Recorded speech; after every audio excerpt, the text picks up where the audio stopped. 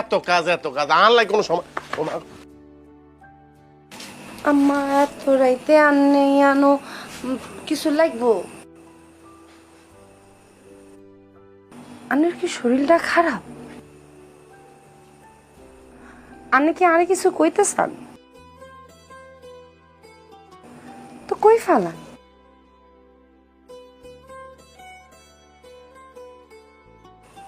বৌমা, মনে করো আমি আর মনের মতো বোমা হয়ে গেছি।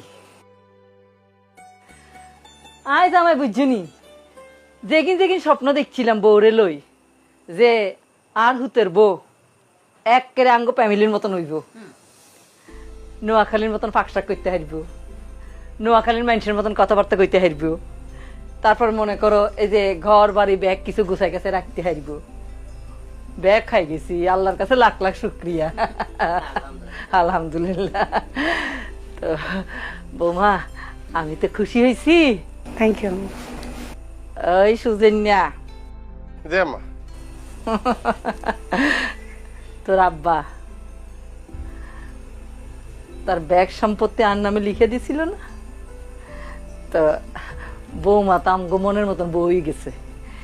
এলাই আই এই যে তোর সম্পত্তির যা যা ভাগ তোর নামে ব্যাগ কিছু লিখে দিছি। তুই ব্যাগ কিছু বুঝিল আব্বা, খুশি হয়েছে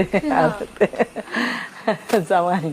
বাহ, জোশ সুইটি, আমাদের মিশন সাকসেসফুল। ওমা, মিশন কি আর?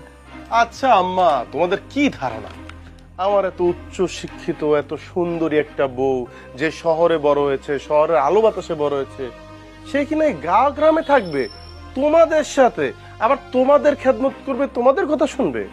হাহ, এতদিন সুইটি যা যা করেছে শুধুমাত্র এই সম্পদের আশায়।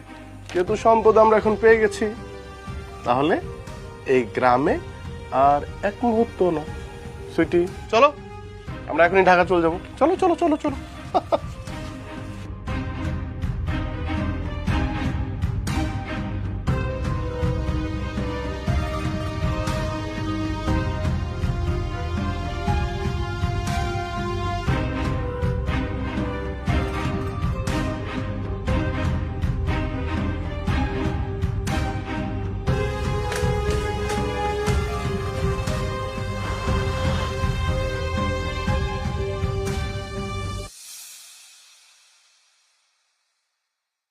কি ব্যাপার, দাঁড়ায় গেলা যে? আমি যাব না।